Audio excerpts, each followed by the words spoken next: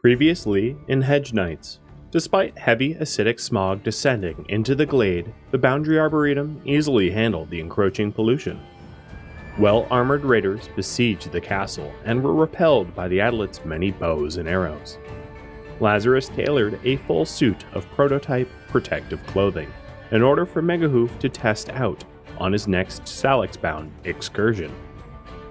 Sapo and MegaHoof found Salex trees around a purified glade, breaking the streak of not finding purified grounds, which gave them a sigh of relief.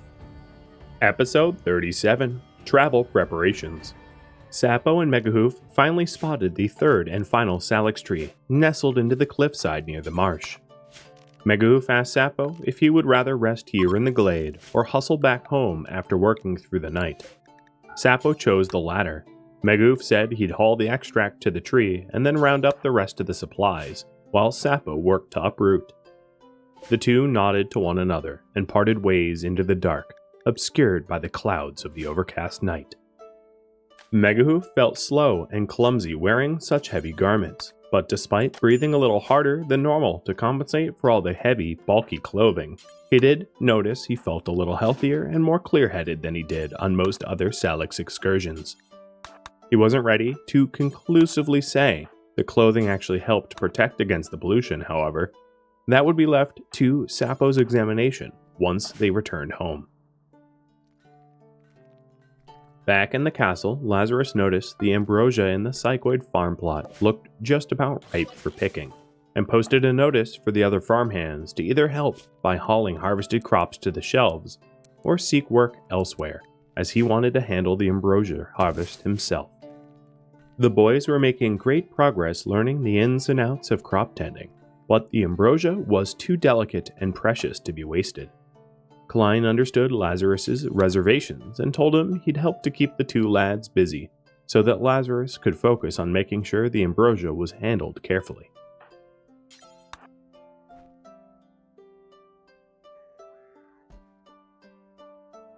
Sapo and MegaHoof had finished treating the Salex trees and were collecting the medicine and hay that they had brought to pack up for the return journey back to the castle.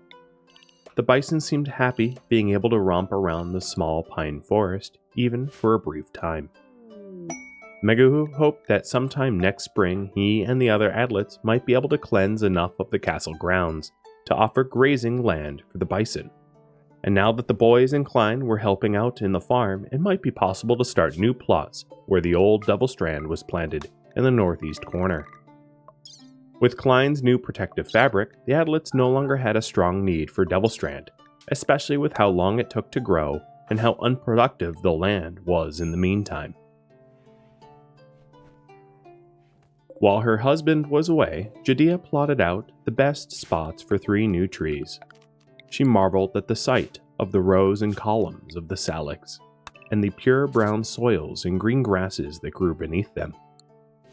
She was excited by her husband's possible revelation that the trees were dioecious, and could only imagine how much easier their lives would be if they could plant Salex seedlings rather than full-grown trees.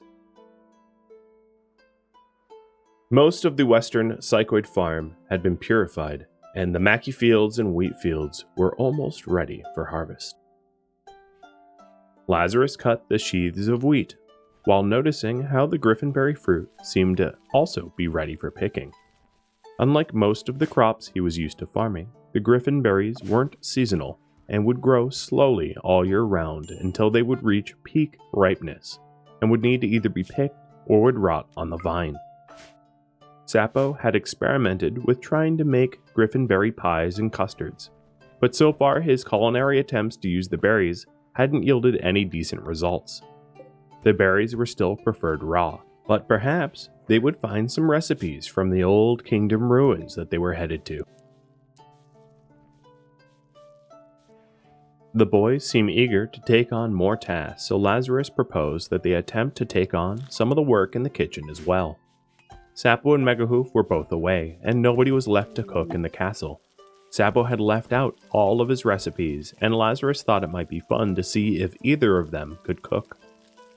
He suggested they try milling wheat, but the boys were eager to cook and bake as they missed Sapo's cooking, and wanted fritters and fresh bread. Lazarus figured the pantry was well stocked enough that even if they burned some of the flour or wasted some pumpkin, it wouldn't be much of a loss. Sapo and MegaHoof returned to the castle to find the boys fumbling around in the kitchen. MegaHoof shot a glance at Sapo and then asked, "So, how do you feel about racing home now, skipping a night's sleep?" Sapo just let out a long, exasperated sigh. They were both exhausted and didn't have the energy to address the boys making a mess in the kitchen. But before returning to their own chambers, Sapo quickly ran through the typical pollution exposure examination, and then asked, "How are you feeling? Besides being tired, of course." MegaHoof said he felt great, as if he hadn't just spent a day out in the polluted marshes. Sapo nodded in confirmation that his examination indicated Klein's fabric and patterns protected exactly as he said they would. MegaHoof then took off the cloak, gloves, and boots and set them aside to be cleaned of pollution before storage, but left the hood on. He had come to find it more comfortable than the mask they typically wore. Judea welcomed him home and told MegaHoof that she had already surveyed the boundary trees and staked out where the Salex should be planted. MegaHoof nodded, pointed to the bed, and said that he was totally beat, but would want to be caught up more after catching a few winks.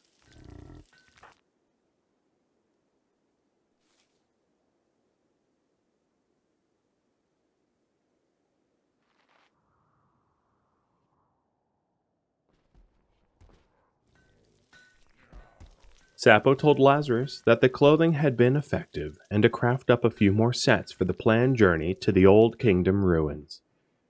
Lazarus was relieved to hear the great news. He worried that he either hadn't followed the pattern well enough, or that his stitching and needlework had somehow compromised the integrity of the fabric.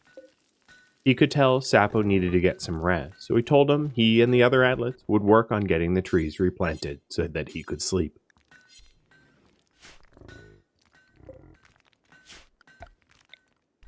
Mazzy noticed a few of the bison somehow managed to get free from their enclosure and was wandering about the neatly planted rows of maki, devilstrand, and pumpkins, crushing the crops under hoof.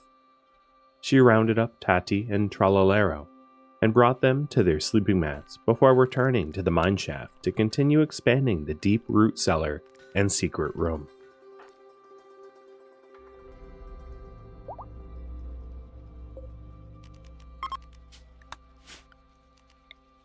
Dave noticed the bison scratching at the bare ground, trying to nibble grassy roots, and realized their feeding shelves had gone bare. Luckily, MegaHoof and Sapo had stockpiled quite a lot of hay for lean times, and he started to pitchfork armloads of it into the barn. Sapo checked up on the progress to replant the Salex trees and saw how busy Dave was trying to keep the woolly animals fed. Sapo rounded up a few bison and tethered them to the already loaded Salex sledge to head west to the staked out and dug up plot.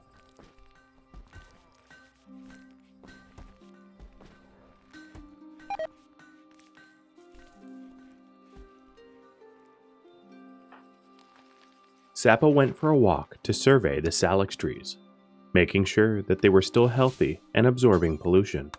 He was becoming more familiar with assessing the health of the Salex. Due to their perpetual wilted appearance, it was difficult to tell when they needed more water or when they were already swamped.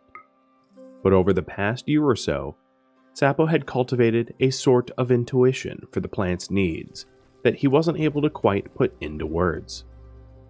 He had attempted to explain to Lazarus and MegaHoof about how he could sometimes sense what the tree needed, but neither of them had come to experience the same sort of synergy that Sapo had. For Sapo, the trees felt like an old forest spirit, one that quaked and wailed against the encroaching tides of pollution. He imagined them in their own sort of battle, much like how the Adlets fended off swarms of visitors. The trees, in turn, were a bulwark against the entire planet being swallowed whole by the smogs. The others had come to take the trees for granted, assuming once they were planted that's all anyone would have to do, but not Sapo. He'd sit by their roots and feel vibrations within the ground when the trees pulsed and leached pollution from the soil. Sometimes he'd even mix some bison dung with hay to create a sort of compacted compost that he could shovel as an offering for their nourishment. Sapo didn't particularly care for the other trees in the grove. The gray pine and ripthorn were twisted, blighted, and soulless compared to the noble Salex.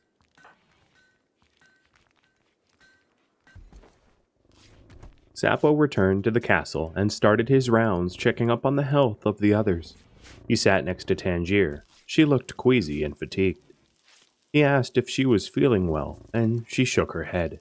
He stood up and requested that she follow him. He had some news for her. As soon as they were outside of earshot from the others, he told her that she had the classic signs of morning sickness. She stood there, stunned for a moment. Sapo then said, "I assume you didn't know then. It's why I wanted to talk to you in private. But just know that I'm fairly certain, even without a more thorough examination, one that I assume you'd rather have Jadea provide."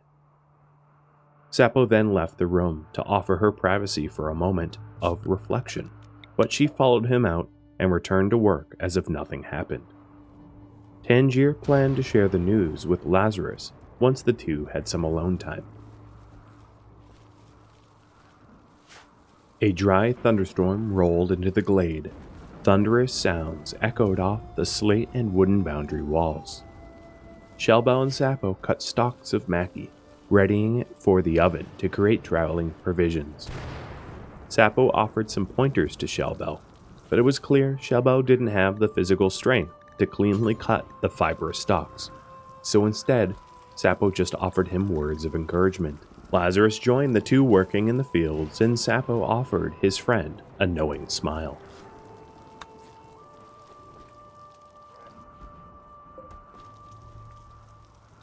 MegaHoof grit his teeth and spun the quern to mill the wheat by hand. He and the other farmers hadn't set up the Nutrifungus farm to be large enough to keep the bison fed on fungus alone, something he intended to fix once the summer and fall harvests were complete. For now, at least, hand milling would provide hay as fodder. As unpleasant as the labor was, it was still necessary.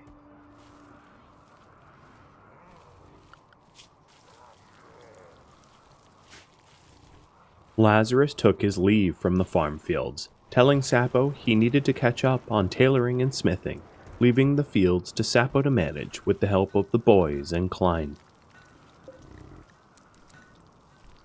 MegaHoof was also working to prepare for the trip to the ruins. He was baking the maki into preserved rations, and also planning to distill some hybrid extracts, so the adlets remaining in the keep could continue uprooting and relocating Salex trees, even in his absence.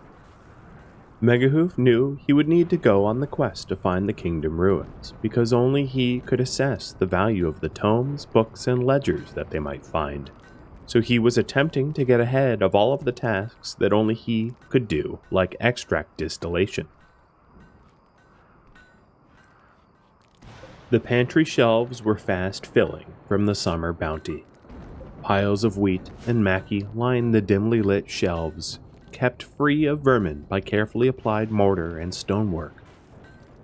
Shellbell and Bash enjoyed hanging out in the pantry, scrawling doodles with chalk that Madzi gave them from her mineshaft. Now that the boys were working as farm hands, the room also represented the sum of their efforts, which imparted a sort of fulfillment, similar to how they felt once they would clean plots of soil and stone from around the castle's perimeter, knowing that someday they'd be able to play freely outdoors without getting sick.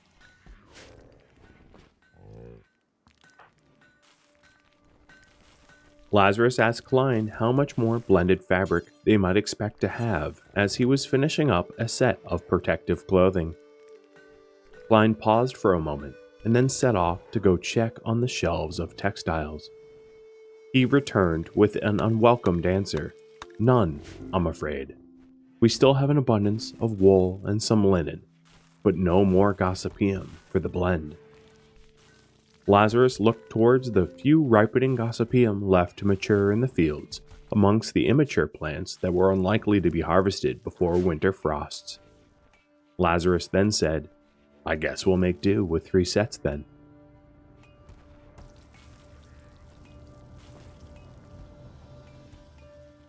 Lazarus let MegaHoof know that only 3 full sets could be made from the blended fabric, and MegaHoof looked delighted.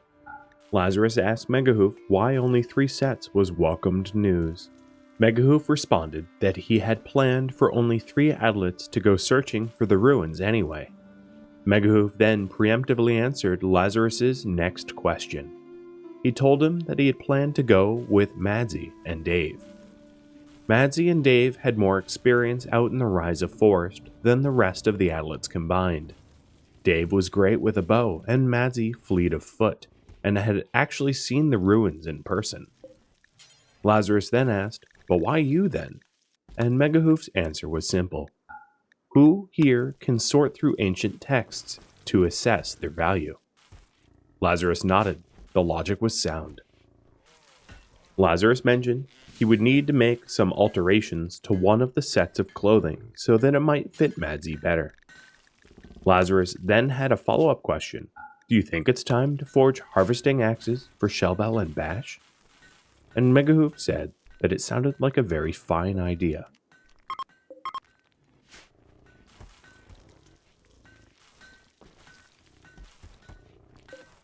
That night, within the privacy of their chambers, Tangier broke the news to Lazarus that she was pregnant and expecting. Lazarus was overjoyed by the news and wondered how far along she was. Tangier said that she was probably late in her first trimester, and it was perhaps too soon to let the others know. She then explained how she had been feeling crummy, but hadn't put the dots together that it was morning sickness until Sapo had pointed out the obvious to her. It then occurred to Lazarus why Sapo had taken on extra duties, like replanting the Salex trees or trying to get as much of the maki harvested with Shellbell as he could. Lazarus struggled to fall asleep, his mind racing with thoughts about taking care of a baby yet again.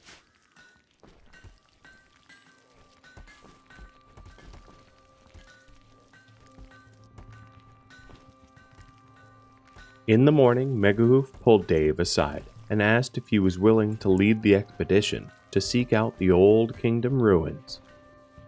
Dave's only question for MegaHoof before answering was whether or not the protective clothing actually worked.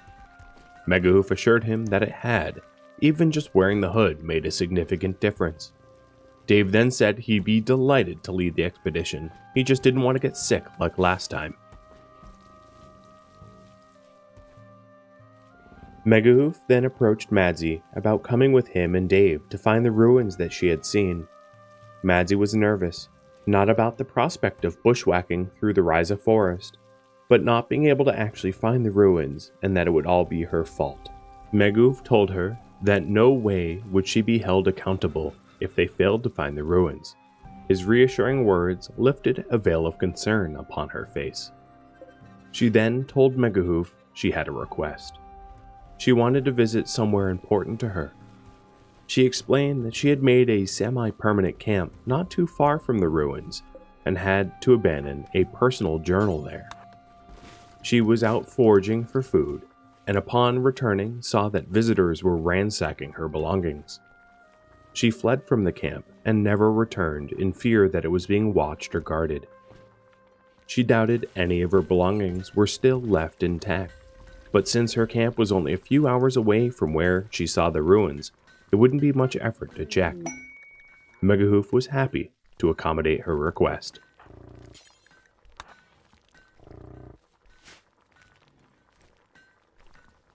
In order to thank Klein for his effort weaving beautifully crafted blended fabric and taking the time to sketch up intricate detailed patterns for protective clothing, Lazarus presented an iron harvesting axe which doubled as a walking cane. Klein was gracious of the masterfully crafted gift and promised to put it to good use out in the farm fields. MegaHoof asked Sapo for his help.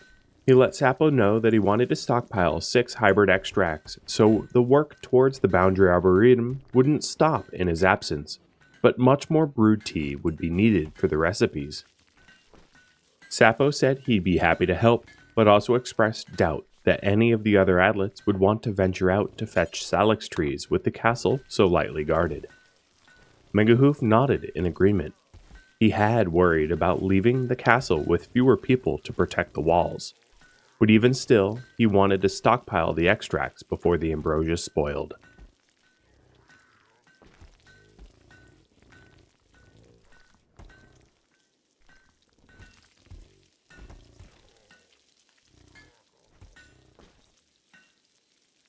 MegaHoof let the other adlets know that he, Dave, and Madsy were to set out as soon as preparations could be completed in search of the Old Kingdom ruins in the south of the Ryza Forest. The adlets were in a race against time. Traveling during winter was perilous, and winter was also fast approaching.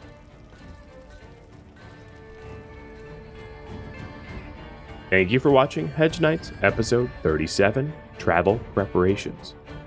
If you would like to support me as a content creator, please consider liking, subscribing, or sharing this content with your friends. If you would like to join my online gaming community on Discord, a link to Discord can be found in the description of this video. Thank you so very much for watching, and a special thank you to my Patreon patrons, Twitch subscribers, and viewers like you that support the channel and made it all the way to the credits. Thank you so very much. Farewell, my fellow adlets.